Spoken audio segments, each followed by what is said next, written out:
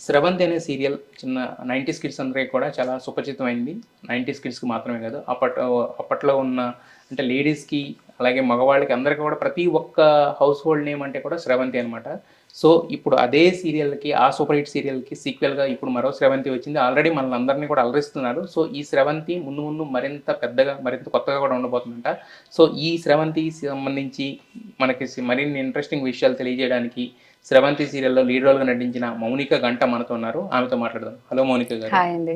యాక్చువల్‌గా 'స్రవంతి' అనగానే ఏంటంటే ప్రతి హౌస్ హోల్డ్‌లో కూడా చాలా కామన్ అండ్ కలెక్టివ్ నేమ్ అనమాట. యాహ్! ఎందుకంటే మేము చిన్నపిల్లల కింద ఉన్నప్పటి నుంచి ఆఫ్‌కోర్స్ మీరు కూడా చిన్నపిల్లలు నుంచి ఉన్నప్పటి నుంచి 9 అయిందంటే చాలు ఆ రోజు ఆ టీవీ ముందు సీరియల్ కూర్చుంటారు. రావడం, దాంట్లో మీనా గారి ఏడుపులు, ఒక పక్క ఈయన భరణి గారి క్రుయాలిటీ అంతా చూసి యాహ్! యాహ్! నిజంగా రియల్ లైఫ్‌లో కూడా అలా కనెక్ట్ అయిపోయారు. 'స్రవంతి' అంటే పాపం ఆవిడ నెక్స్ట్ వచ్చే క్యారెక్టర్‌లని కూడా ఏడుపు క్యారెక్టర్‌లో అలాంటివి వచ్చినాయి ఏడుస్తాను. యాక్చువల్‌గా.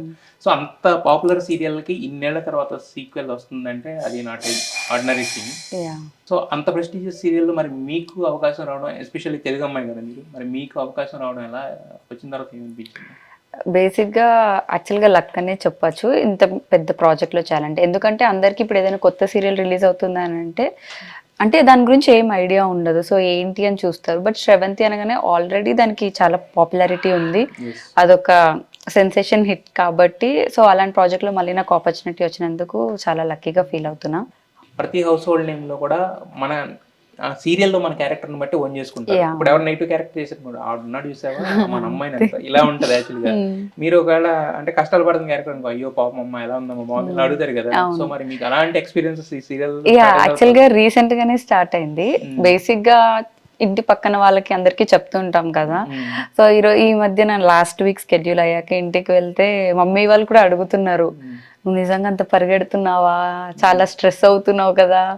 అంటే అంత ఫీల్ వాళ్ళు అవుతున్నారనమాట లోపల. నిజంగానే బాధపడుతుంది అని వాళ్ళకి అర్థమవుతుంది.